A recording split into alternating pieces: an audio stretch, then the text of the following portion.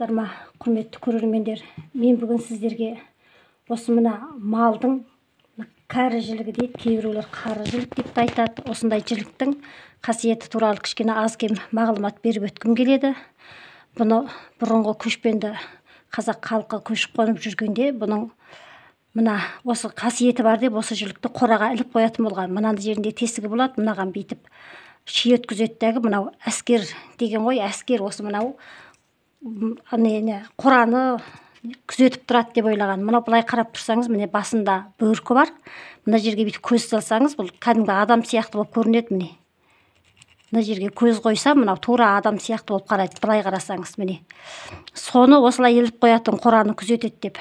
Енді оның сыртында осының енді тәмсіл аңыздары да бар. Енді оның сыртында мен сіздерге айтайын деп, баста айтайын деп отырғаным, осыдан біз міне ілгек бізді жасады. Бұрыннан да халқымыз осы тоқымауға осыны керектенген. Енді бұл жоқшылықтан емес, баршылықтан, ысырапшылық болмасын дегеннен ниеттен осыны малдың өнімінің барлығын керектеніп отырған. Мынадан міне тескіш біз жасаған. Бір нәрсені былай қарай тесуге де болады. Міне былай тесуге осы мынау мықты берік, өте шыны сүйек, мына жерінің сүйегі.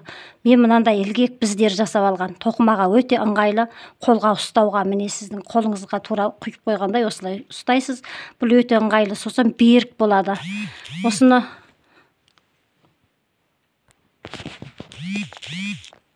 тоқыма тоқуға қолға өте ыңғайлы.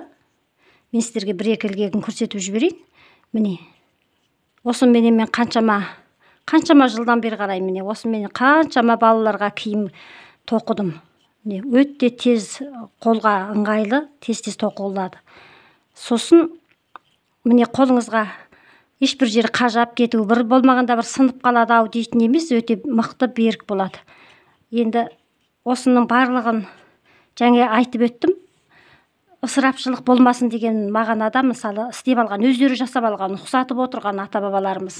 Сондықтан біздің халқымыз адамын алтынмен аптап, арғымағын күміспен күптеп, осы кереметтей байлықты өздері игеріп келген.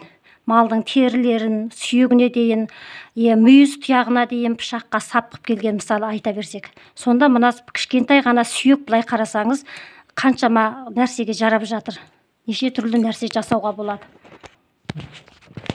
Осындай тоқыма өнеріне аз кем мағлұмат беріп өткім келеді мен сіздерге. Осы менің мына каналыма тіркеліңіздер, лайк басып, пікірлеріңізді қалдырып отырыңыздар. Өздеріңіздің тоқыма өнерлеріңізді ортаға салып үйреніп отырғаны ешкімге де артықтық жасамайды. Мен енді сіздерге тағы да бір тоқыманың түрін осы бізбен тоқығанымды көрсетейін деп отырмын.